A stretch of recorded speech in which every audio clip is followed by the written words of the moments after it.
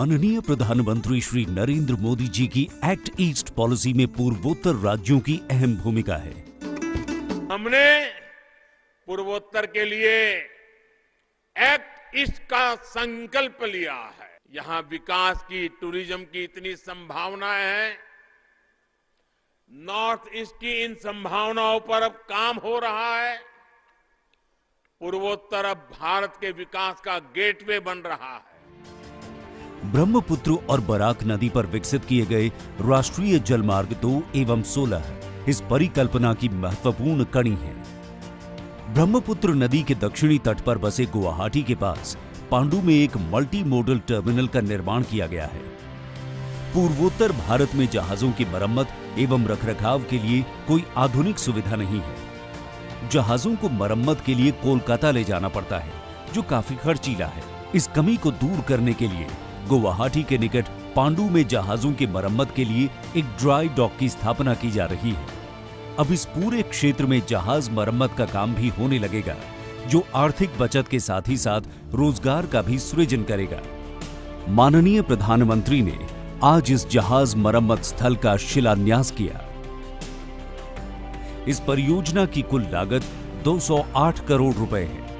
साथ ही पांडु टर्मिनल में एक एलिवेटेड रोड का निर्माण किया जाना है। इसके निर्माण में 180 करोड़ की लागत आएगी। इस एलिवेटेड रोड के बन जाने से पीएम गति शक्ति के अंतर्गत पांडु मल्टी मॉडल टर्मिनल और नेशनल हाईवे सीधे जुड़ जाएंगे, जिससे निर्बाध माल ढुलाई संभव होगा और आवाजाही को गति मिलेगी। माननीय प्रधानमंत्री ने आज इस एलिवेटेड रोड का शिलान्यास किया।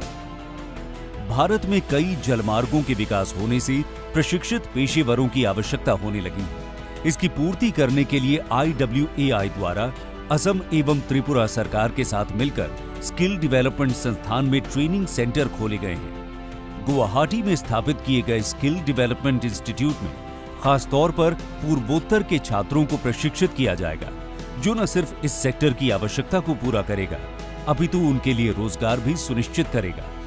माननीय प्रधानमंत्री ने आज गुवाहाटी में बने मैरीटाइम स्किल डेवलपमेंट इंस्टीट्यूट का उद्घाटन किया।